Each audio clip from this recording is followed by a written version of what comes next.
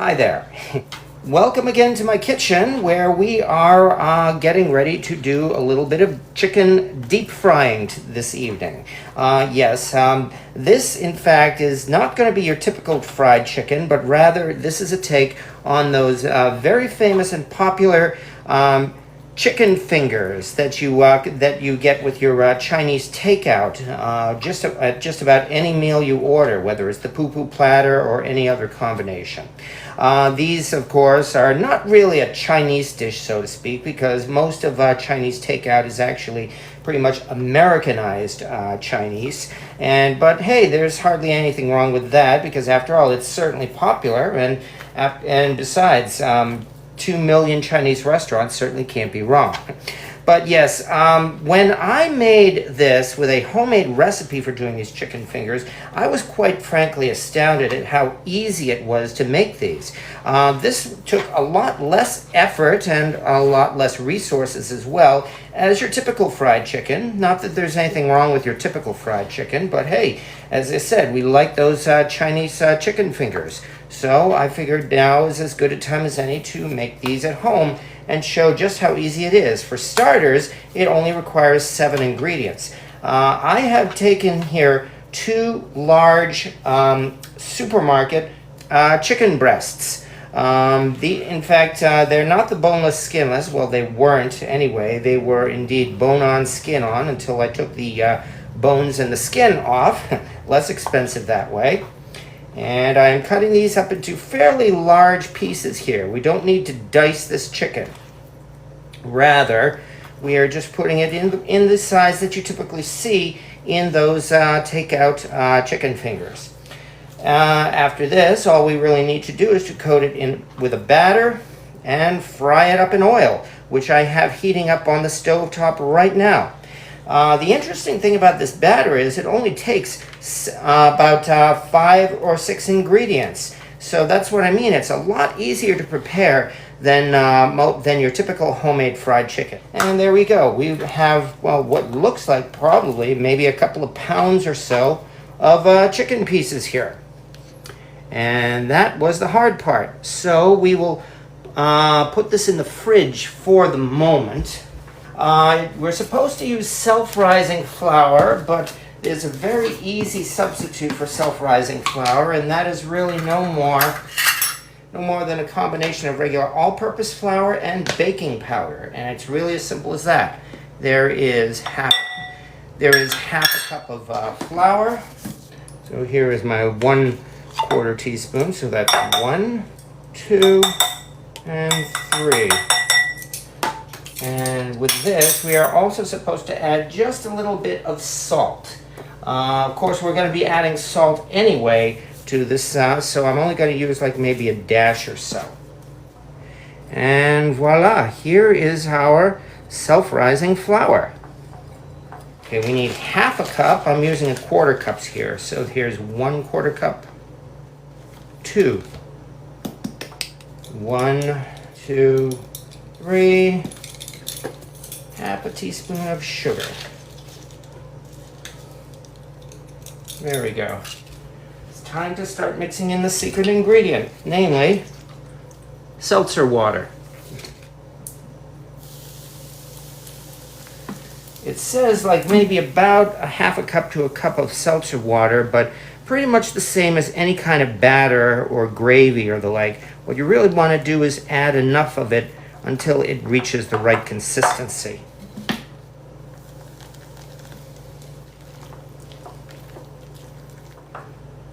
Hey, this isn't bad. Maybe just a dash more, and that's probably all we need. Nice bubbly batter, and yet it still has that ribbon consistency.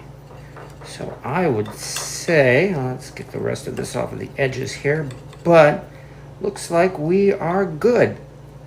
And that means it's really only a matter now of getting that chicken back out of the fridge.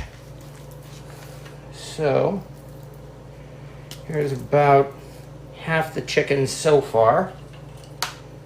Dig up a spatula here. Make sure that this chicken is completely coated in the batter. fact, at this point, we are just about ready to start frying. And after this will come the second batch, where we have a cast iron wok, along with a rack here for for draining the chicken after it has been fried. But yes, I poured probably like about maybe 1.5 quarts of oil into this big cast iron wok here. The thing is, of course, is that when all of that cold chicken hits this hot oil, there's going to be a massive temperature drop. So even though most recipes do recommend frying your chicken at 350 degrees, I like to go a little bit higher to about 360 degrees or so. Oh, come on, there we go, 360. All right, that means we can get started. Yay. And from here, it's really just a matter putting in the chicken and frying.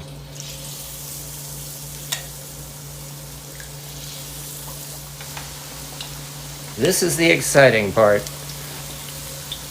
The other thing I want to be sure is that it doesn't all clump together. So I am going to have to move this around. Yeah, see, the chicken pieces are tending to clump together here in this oil. So just make sure the chicken pieces are separated.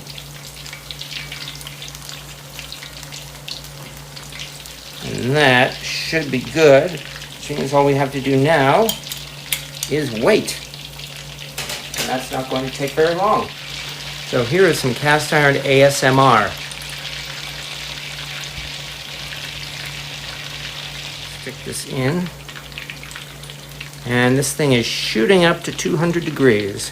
So I'd say no problem at all here. That means the first batch of chicken is done. Here's the chicken. It's just a matter of letting it cool off while we bring the oil up to temperature and fry the second batch.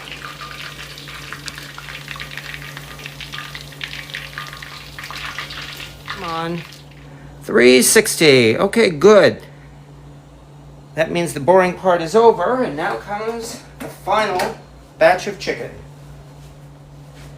Here is our chicken, and no, I'm not just going to dump it into the oil. I may be stupid, but not that stupid. Whoa. Shit. What was I saying about not dumping it? 2, 3, careful. For a minute or so, I have to keep pulling them apart.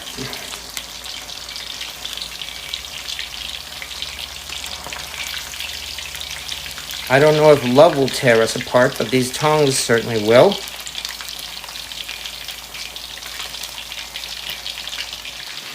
So considering that, I would definitely say there is something of a cost savings to doing it this way. Ouch. Granted, there is the effort, including the effort to clean up the mess afterwards and get rid of this extra oil when it's done. Which is one reason why, of course, takeout is so popular. You're paying for the convenience. After all, once you're done eating, you just have to throw the boxes out. You don't have a mess to clean up. On the other hand, it can be argued that this chicken will likely taste much better than your typical chicken fingers from the Chinese takeout. And it does look like these pieces are now staying separate for the most part. So we are just about at the point where we can simply wait for them to finish frying. Yay, applause.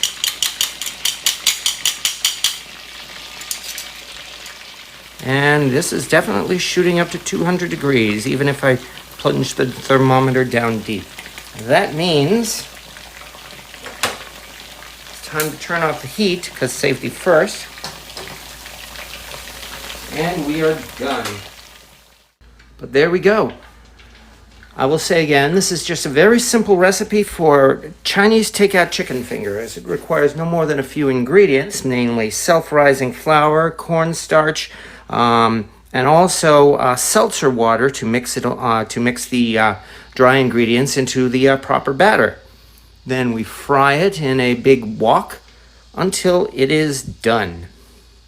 And it's as easy as that.